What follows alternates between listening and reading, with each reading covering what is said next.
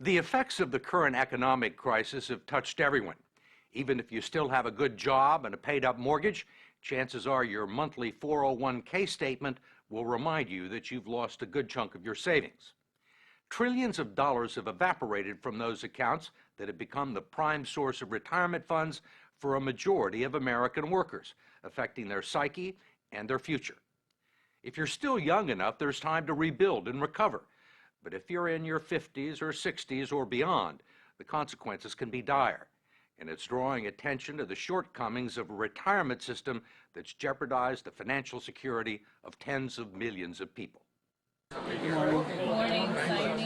It was called a career fair, but there was no merriment here, only a whiff of desperation. Do you have any openings in the IT industry? Many of these people had been out of work for months and burned through their liquid asset. Alan Weir, who turned 60 this month, showed us his latest 401k statement, which he hadn't had the courage to open up. I'm afraid. You're going to open it now? You want me to? Let's do it. There's good reason for his trepidation. Nearly half of his life savings have vanished in a matter of months. It went down again. How much are you down overall? About $140,000. Do you think you'll ever get it back? I would probably never see it come back. I was looking to retire probably when I hit 62. I can't do it now. I'll probably be working until I'm at least 70.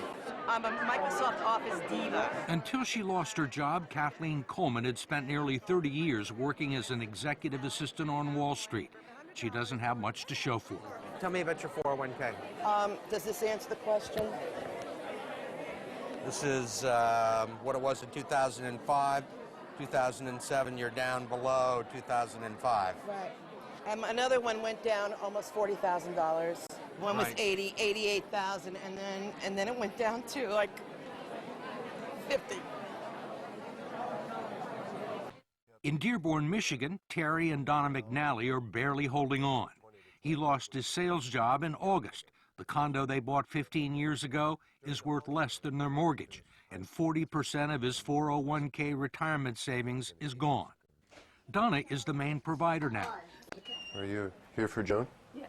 Terry considers himself fortunate to have found part-time work greeting the bereaved at a funeral home and making lattes at Starbucks, There you go. where colleagues young enough to be his grandchildren have taken him under their wing. What's the hardest part? I'm no longer sitting in a computer or driving in a car to a call. You think you'll ever be able to retire? I don't see that day. Can no longer see that day. What kind of a retirement plan allows millions of people to lose 30 to 50% of their life savings just as they near retirement? David Ray, president of the profit-sharing 401k Council of America and a lobbyist for the 401k industry, says it's one that empowers people to make their own investment decisions. 401k is the absolute best way people can save for retirement. They absolutely are the best retirement vehicle we have. How can you say it's the best available if it has let down tens of millions of people at the time they need the money the most? That's not a 401k problem. That is our entire investment system. This is about the markets went down for everybody. Nobody was saved in the current thunderstorm. Ray says that many people still have more money in their 401ks than they've actually contributed.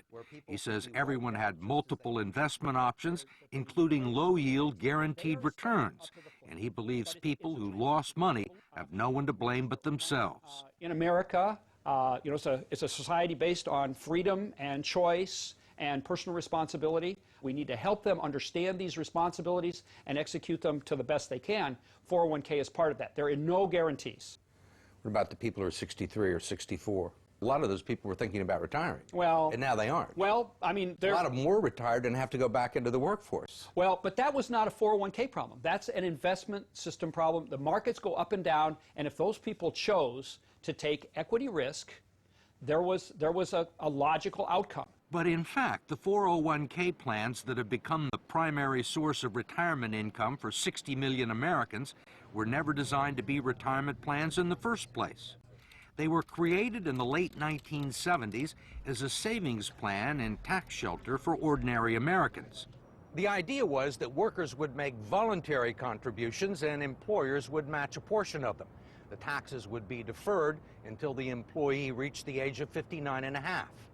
It was supposed to supplement the two traditional income streams for retirees, Social Security and pensions, one leg of a three-legged stool that would support American workers into their golden years.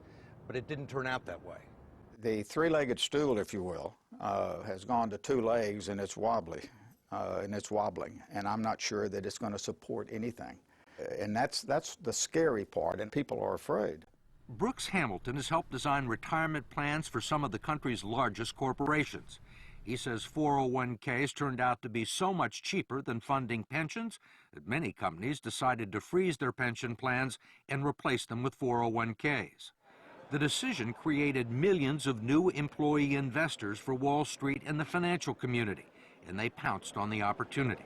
If you go back and track the mutual fund growth in assets, and you track the growth in 401k plans, it looks like a railroad track leading to the sky. They are parallel tracks. So the big beneficiaries were the mutual funds. That's right. That's correct. The fact is that the typical 401k investor is a financial novice. They don't know a stock from a bond.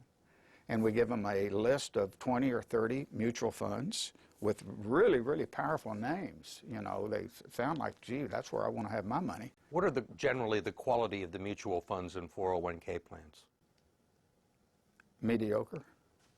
I'm going to be real honest with you. With half the funds on the list, really dogs, what people would characterize as dogs, shouldn't be on the list to start with. There clearly has been a raid on these funds by the people of Wall Street, and it's cost the savers and the future retirees a lot of money that would otherwise be in their account, independent of the financial collapse. Representative George Miller of California is chairman of the House Committee on Education and Labor and a staunch critic of the 401k industry, especially its practice of deducting more than a dozen undisclosed fees from its clients' 401k accounts. Now you got a bunch of economic wizards jumping in and taking money out of your retirement plan, and they don't want to tell you how much. You can't decipher it in simple English, and they're not interested in disclosing it or having any transparency about it. And most of the people that look at their 401ks have no idea that these fees are being taken out. No. Where would you find it? Where would you find these fees in this prospectus? You can look on any page you want, and when you're all done reading it, and you will find some of the fees and the commissions here, but you won't find them all, and I bet you won't find half of them. There are legal fees, trustee fees, transactional fees, stewardship fees, bookkeeping fees, finder's fees, and the list goes on and on. Miller's committee has heard testimony that they can eat up half the income in some 401k plans over a 30-year span, but he has not been able to stop it. We tried to just put in some disclosure and transparency in these fees, and we felt the full fury of that financial lobbying.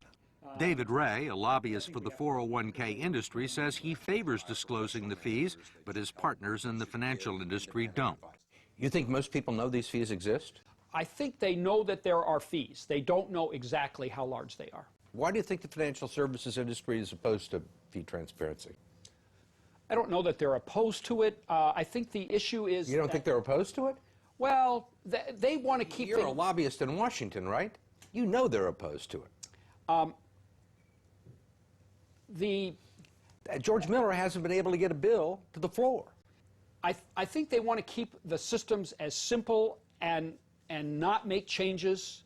They like the way things are, and whenever you push people out of their comfort zones, you know, it's an issue.